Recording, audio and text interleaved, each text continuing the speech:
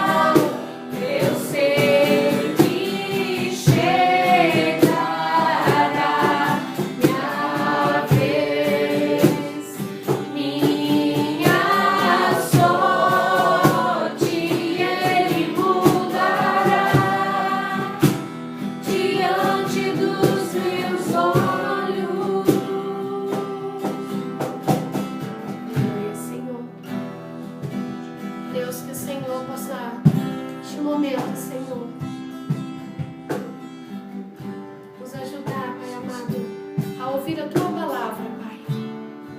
Oh, Senhor, reter tudo aquilo que é necessário para as nossas vidas, Senhor, para a nossa edificação, para a nossa santidade, para o nosso crescimento, Senhor.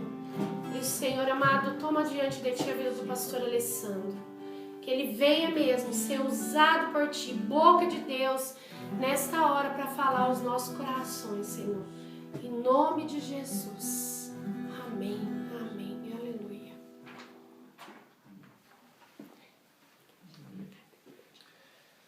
Glória a Deus, irmãos. Esse é um tempo de nós lembrarmos que também louvamos a Deus por meio dos nossos dízimos e ofertas, que você não pode trazer à casa de Deus como de costume, mas você terá disponível os dados da igreja para você contribuir, exercer sua generosidade. Nós entendemos que o que Cristo fez por nós, o cumprimento da promessa que acontece em Jesus, gera em nós um coração grato, um coração generoso, porque Ele foi generoso conosco.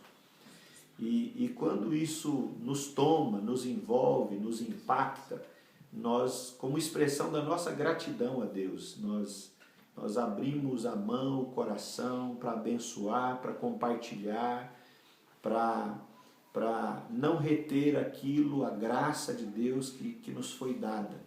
Então eu quero lembrar você disso, desafiar você, continue sendo generoso na sua comunidade de fé, generoso na sua casa, generoso para com as pessoas que você olha e vê que precisam da mão de Deus estendida para elas. E a mão de Deus pode se estender através da sua mão, da minha mão, que Deus nos abençoe nesse propósito. Eu quero lembrar você que nós começamos um tempo atrás a falar sobre o livro do profeta Daniel, e por conta do Dia das Mães, por conta do Pentecostes, nós fizemos uma interrupção. Mas hoje, mesmo sendo culto de ceia, eu quero te lembrar que nós paramos em Daniel 6, e portanto hoje eu não vou ler, mas quero fazer uma abordagem panorâmica de Daniel 7 para situar você, e a partir daí a gente pensar o que esse texto tem a ver comigo e com você nos dias de hoje. Daniel 7 fala de um sonho que Daniel tem no primeiro ano do rei Belsazar. O rei Belsazar, alguns dizem ser o filho do rei Nabucodonosor, outros dizem ser o neto, não há um consenso. Mas no primeiro ano Daniel tem sonhos, tem visões. E esses sonhos e visões de Daniel dizem respeito basicamente a 4 animais. 4 animais que vêm do mar, e o primeiro animal é semelhante a um leão. O segundo animal é semelhante a um urso. O terceiro animal é semelhante a um leopardo. O quarto animal, Daniel não consegue identificar a que ele é semelhante. Mas esse quarto animal, segundo o capítulo 7, é o mais feroz, é o mais impiedoso, é o que carrega em si mais poder de destruição. Esse quarto animal tem na cabeça 10 chifres, e surge um chifre dentre esses 10, que é o chifre que destrói os 3 primeiros chifres, e isso impressiona Daniel. Quando Daniel tem acesso à interpretação desse sonho, ele pergunta para alguém sobre esse chifre, que diz insolências contra Deus, contra os santos. Esse um chifre que chama a atenção de Daniel vai pelejar contra os santos e vai prevalecer contra eles por um período de 3 tempos e meio, ou seja, pela metade de 7 tempos. O número 7 na Bíblia tem esse significado de plenitude, de totalidade. Então veja, Daniel tem uma visão de 4 animais que vêm do mar, que metem medo, que são amedrontadores. A ideia do mar no mundo antigo é de onde vêm os monstros, vêm animais perigosos.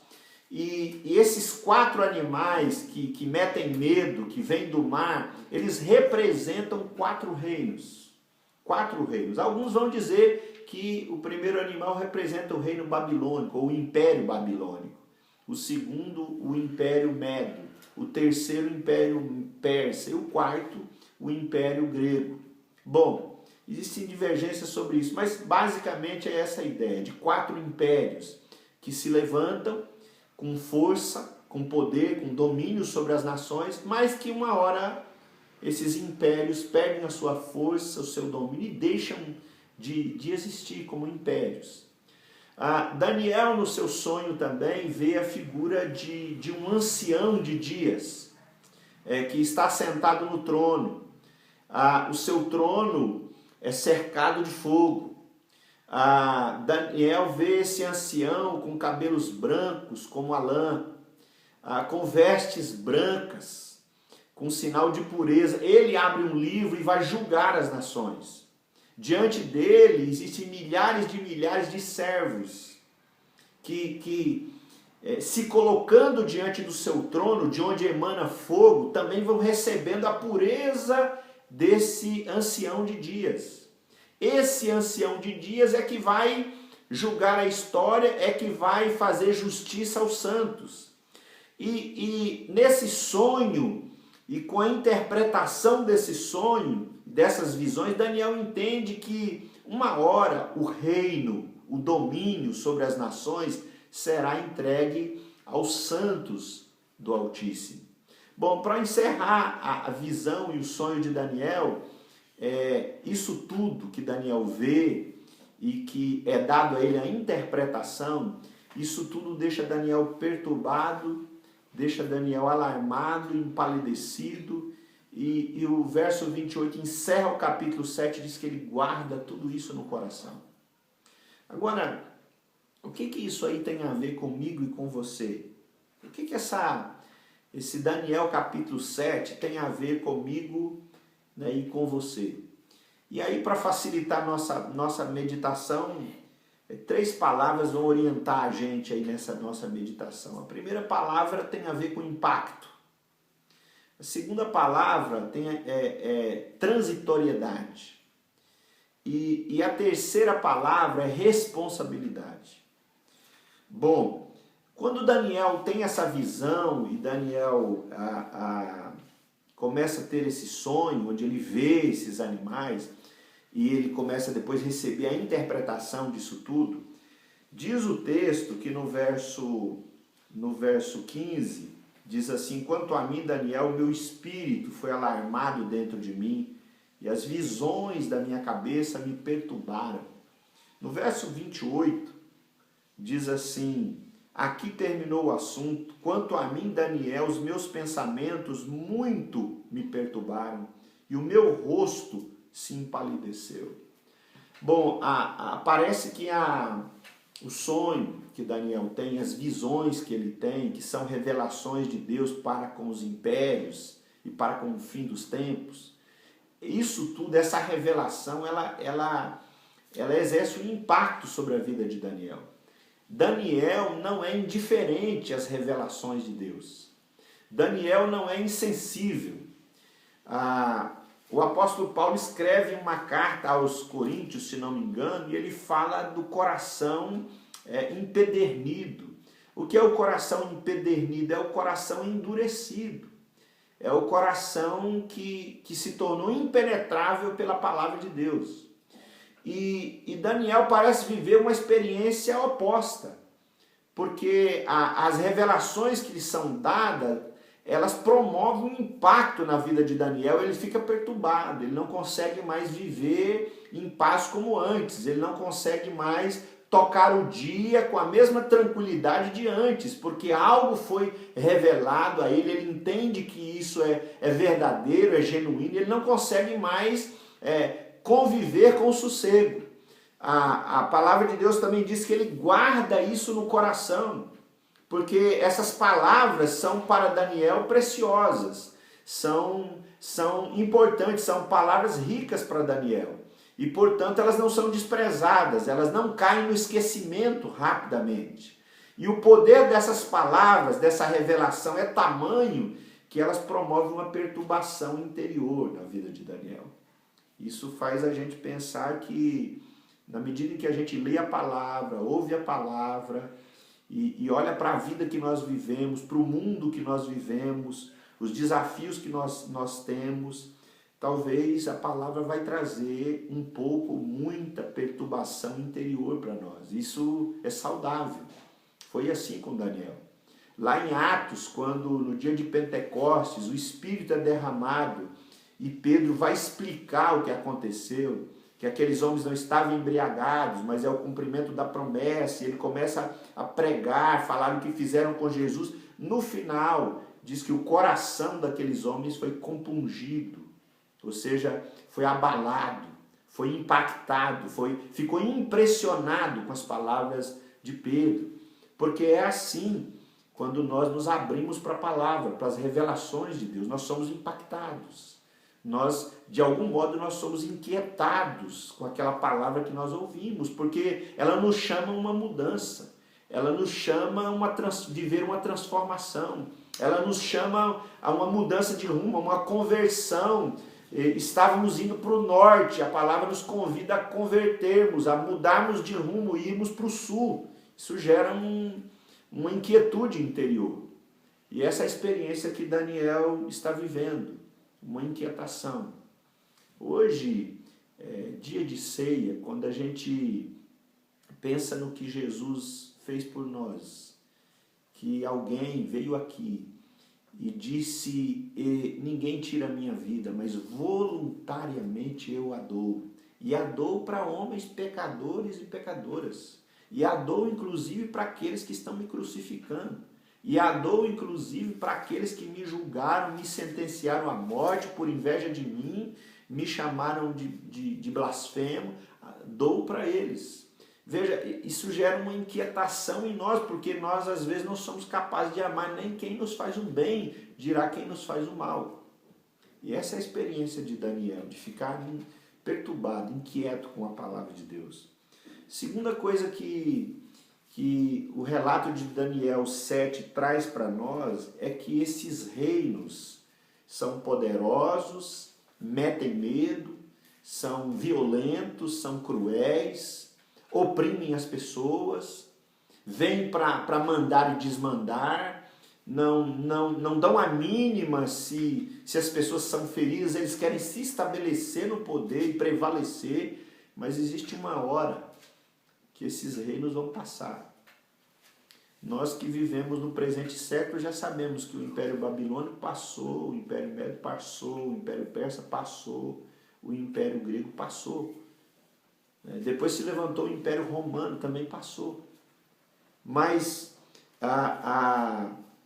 esses impérios, esses poderes, por mais que eles metam medo em nós, um dia eles vão passar. Eles têm data de validade.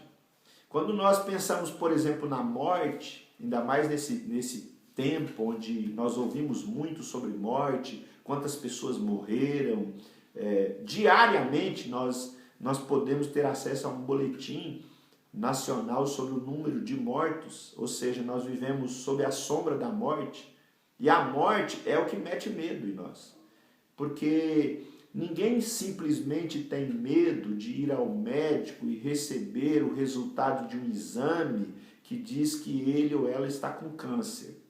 Esse não é o nosso medo final. Por trás do medo de ter câncer, do medo de um diagnóstico de uma doença que pode levar-nos a um quadro mais drástico ou ser preciso uma cirurgia de risco, por trás de todos esses medos, nós carregamos o medo da morte. O medo da morte exerce um poder sobre nós. No fundo, nós não temos medo só da doença, mas por trás é o medo da morte. Nós não temos medo só da velhice, nós temos o medo da morte. E a morte exerce um poder sobre nós. Agora, o que Daniel viu, diz para ele que um dia todos os seres, todos os domínios, todas as autoridades desse mundo que nós vivemos, inclusive Daniel não diz mais a morte, Daniel não diz, mas Paulo vai dizer que um dia a morte vai ser tragada, vai ser o último inimigo a ser vencido, aquela que nos mete tanto medo, um dia vai ser abolida, vai ser tragada, vai ser dissipada. Daniel tem essa visão, que por mais que algumas coisas hoje nos metem medo, se o coronavírus nos mete medo, um dia essa realidade vai ser tragada. Um dia o que hoje tem tanto poder e exerce domínio e mete medo nas pessoas, um dia vai deixar de existir. É isso que Daniel vê. Que todos os reinos, todos os homens e mulheres que se levantam com poder, um dia também vão cair. Aqueles que exerceram poder, um dia não exercerão mais. Ou seja, nós vivemos numa realidade onde tudo é transitório. Onde tudo é transitório, tudo vai passar.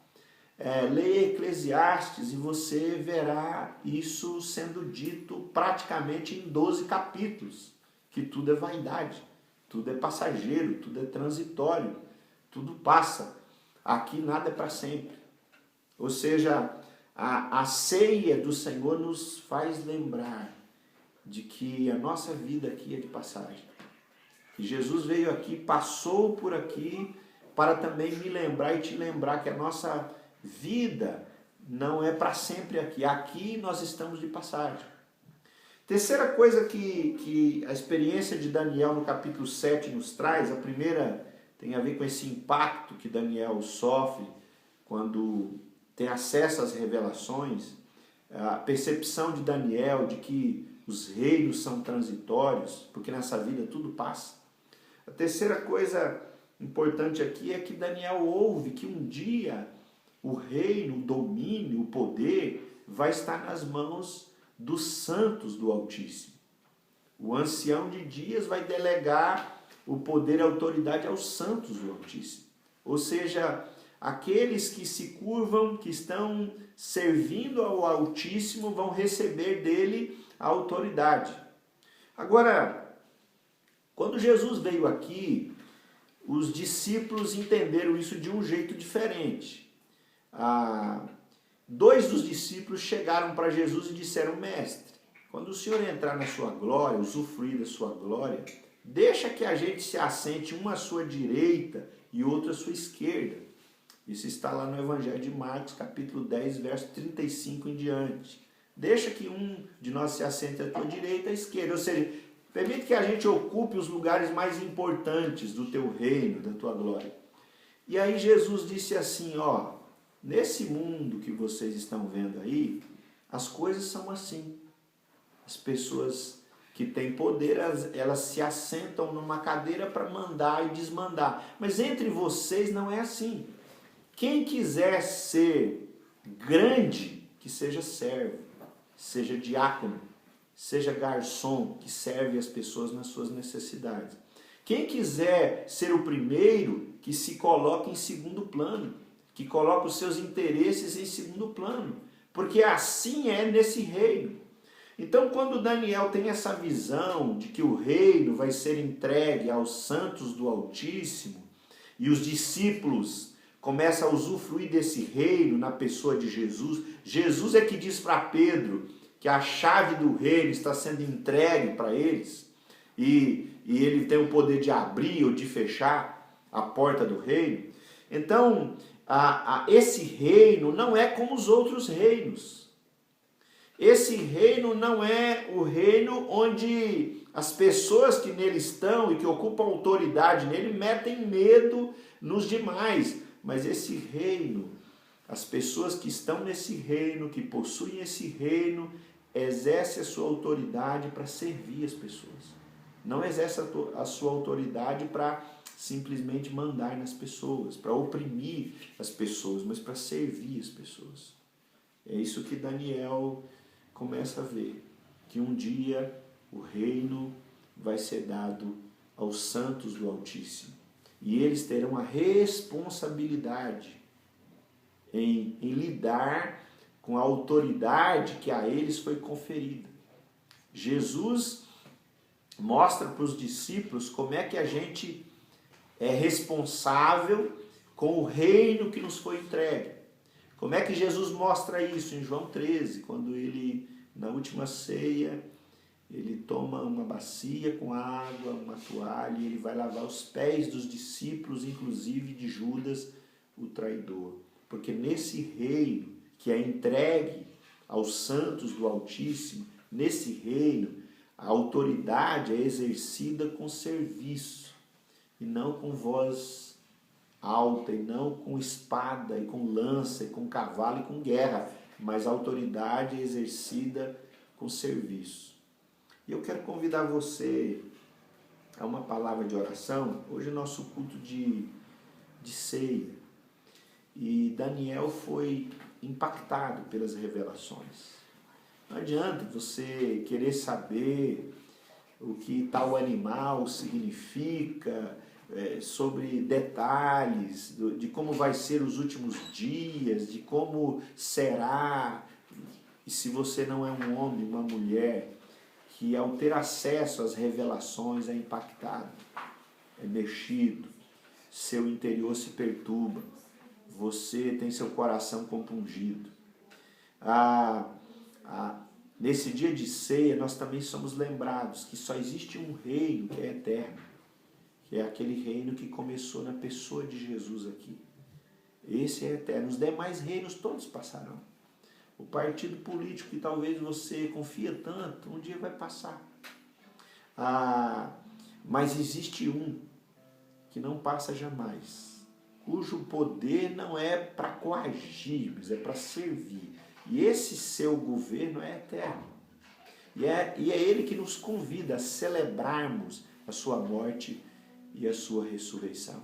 Então eu quero convidar você para uma palavra de oração nesse tempo, nos preparando, você que preparou os elementos da ceia aí na sua casa, que eu creio estar reunido, né, aí com a sua família. Vamos orar, consagrar também os elementos da ceia, para depois cearmos juntos, em nome de Jesus. Pai, nós queremos te louvar, te bendizer, Senhor, porque a tua palavra é a palavra que, quando ouvida com um coração sincero e reverente, é a palavra que mexe com o nosso interior, que compunge o nosso coração, que gera inquietude interior, a tua palavra, Senhor. E é assim que nós queremos nos achegar à tua ceia, a ceia do Senhor, nesse tempo. Nós queremos nos achegar assim, inquietos, porque a tua palavra, ela é luz. E quando a luz bate, nós enxergamos, ó Deus, impurezas, nós enxergamos sujeira interior, nós enxergamos algumas coisas que nos incomodam, Pai. A tua palavra é luz. E nós queremos nos achegar assim, ó Deus, conscientes que nós precisamos de grande graça da parte do Senhor. Ó Deus, de igual modo, nós sabemos, Deus, que tudo é passageiro, que a morte passará, que os governos desse mundo passarão, que aqueles que parecem solução para nós, ou que talvez para alguns foram solução no passado, ó Deus, já passaram. O único que sempre foi, sempre será solução, é o Cordeiro de Deus, que tira o pecado do mundo, que deu-se por cada um de nós. Portanto, Deus, nós queremos, nessa hora, abrir o nosso coração, para podermos comer desse pão e tomarmos desse cálice, Senhor. Na certeza de que o Senhor também derramou o Espírito sobre nós, e o Senhor nos deu responsabilidade de sermos aqueles que servem no reino, de sermos os agentes do reino de Deus. Se por um lado nesse mundo existem reinos do mal, existem reinos de trevas, o Senhor tem nos levantado, tem levantado todo aquele que crê em qualquer lugar na face da terra. O Senhor tem levantado homens, mulheres, crianças, idosos, brancos, negros, pardos, gente de toda raça, de toda etnia. O Senhor tem levantado pessoas, ó Deus, que creem no Evangelho para serem os responsáveis pelo teu reino, para serem aqueles que usam a autoridade do nome de Jesus para servir, para amar, para distribuir graça por onde vai e onde pisa. Nós te rogamos, Senhor, que tu renoves a nossa vida nessa hora, que tu renoves o coração de cada uma, Senhor, que tu consagres o pão que vamos comer, o cálice que vamos beber, que seja, Deus, um memorial, a lembrança do corpo e do sangue derramado, porque nele há vida eterna. Os reinos todos sucumbirão, mas esse reino que se mostrou em Jesus Cristo é para sempre. Aliás, ele veio trazer vida para sempre. Ele veio trazer alegria para sempre. Paz para sempre. Abençoa, Deus, e consagra. E que a nossa comunhão seja fortalecida nele, Jesus, a nossa esperança eterna. Nós te agradecemos, ó Pai, em nome de Jesus. Amém. Amém.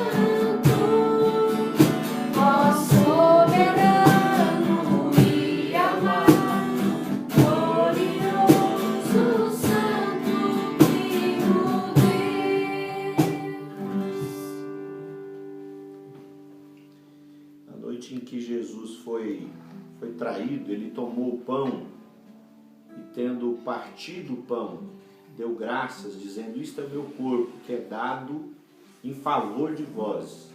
Tomai e comei em memória de mim. Por semelhante modo, depois de cear, Jesus tomou também o cálice e, tendo dado graças, disse: este é o meu sangue, que é derramado em favor de vós, o perdão dos vossos pecados. Tomai e bebei em memória de mim. Então, irmãos e irmãs, todas as vezes que nós comemos do pão e tomamos do cálice, nós realizamos um memorial, trazemos à memória a vida de Jesus que foi moída lá na cruz e o sangue que foi derramado para o perdão dos nossos pecados. E Ele nos convida a comermos do pão, tomarmos do cálice, nessa certeza que nós estamos comendo da presença, nos alimentando da presença de Jesus, e ao mesmo tempo, Ele, por meio do seu sangue, está derramando perdão sobre as nossas vidas. A ceia não é um memorial para aqueles que não carregam pecado algum, mas é para aqueles justamente que se sentem indignos de comer do pão, tomar do cálice, e que entendem, como Paulo diz, dentre os pecadores eu sou o maior, mas que entendem que precisam dessa graça, precisam da misericórdia e da bondade de Deus. Então você que entende isso é chamado para comer do pão, tomar do cálice. Esse é o momento de você distribuir o pão, o cálice em família. Nós vamos fazer isso aqui. Enquanto nós fazemos, você distribui, se coloca em oração, já nós vamos ceiar juntos, em nome de Jesus.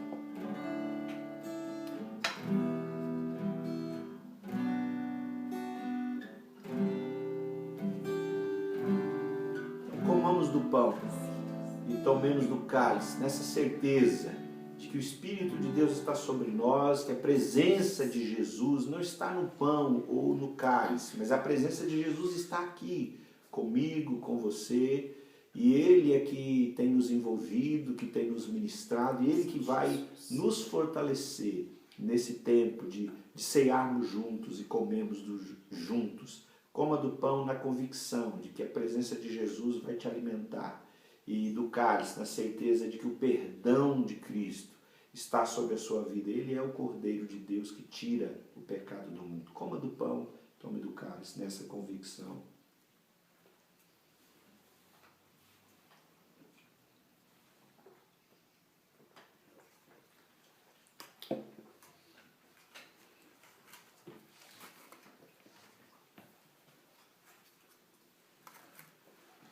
Nós vamos orar e depois nós vamos encerrar, mas nesse tempo eu quero só lembrar você, nesse tempo de oração, nós estamos caminhando para o nosso final, lembrar de alguns pedidos de oração e alguns que devem ser nossos alvos de oração nesse tempo, né, de Covid-19.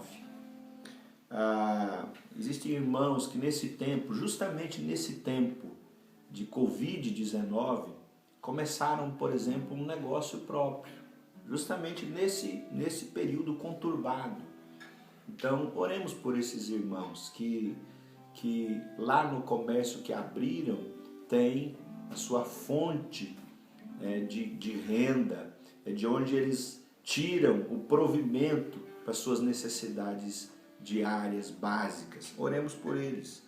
Aqueles que nesse tempo de pandemia perderam a sua empresa, faliram e não sabem como vão obter meios de ganhar o sustento. Aqueles que estão enlutados porque perderam seus entes queridos.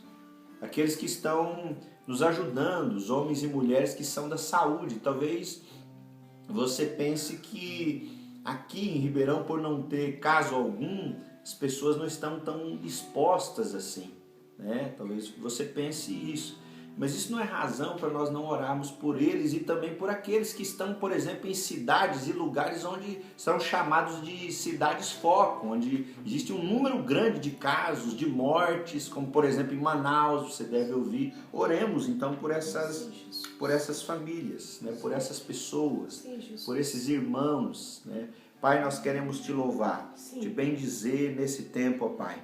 Queremos rogar que a tua misericórdia seja sobre aqueles que estão, Pai, enlutados, chorando a perda de seus entes queridos. Traz consolo, Senhor. Queremos rogar pelos profissionais da saúde que estão se expondo, principalmente nessas cidades onde existem muitos casos, existem muitas mortes. Que o Senhor seja com eles. Eles são verdadeiros sacerdotes que servem ao Senhor ali, ó Deus, através da profissão que o Senhor deu a eles. Dá graça, dá mesmo proteção, sustenta eles a sua casa. Nós também rogamos, Senhor, por aqueles que nesse tempo difícil estão desempregados, não sabem de onde virá a provisão, que o Senhor, como igreja, nos levante, ó Deus, para ser ajudadora, para ser socorro teu para essas vidas, em nome de Jesus. Nós te pedimos por nossos irmãos que começaram nesse tempo tão conturbado, ó Pai, um negócio próprio, começaram, Senhor, ó Deus, algo que eles entenderam como uma saída, como um recurso, ó Deus, para obterem o pão, para colocarem sobre a mesa. Que o Senhor os abençoe, que o Senhor seja com eles, que o Senhor os sustente, abençoa, Senhor, cada irmão, irmã nesse tempo. Que o Senhor seja conosco, que o Senhor preserve no nosso coração a ideia, o senso, a convicção de que nós somos uma família, um corpo, uma igreja em Cristo Jesus nosso Senhor. Que o Senhor nos fortaleça, que o Senhor te abençoe, que o Senhor te dê graça, que o Senhor seja com você nessa semana, que trará desafios, percalços, dificuldades, mas que você não se curve às circunstâncias e que você se lembre que Deus te fez sal e luz, sal da terra e luz do mundo, que o seu testemunho não se dobre às circunstâncias, mas que onde você estiver, você seja uma testemunha de Jesus. Que o Senhor te abençoe, que a bênção do Deus que é Pai, que é Filho e que é Espírito Santo se derrame sobre a tua vida e te fortaleça e te renove, que você seja frutífero em tudo que você fizer, hoje e sempre.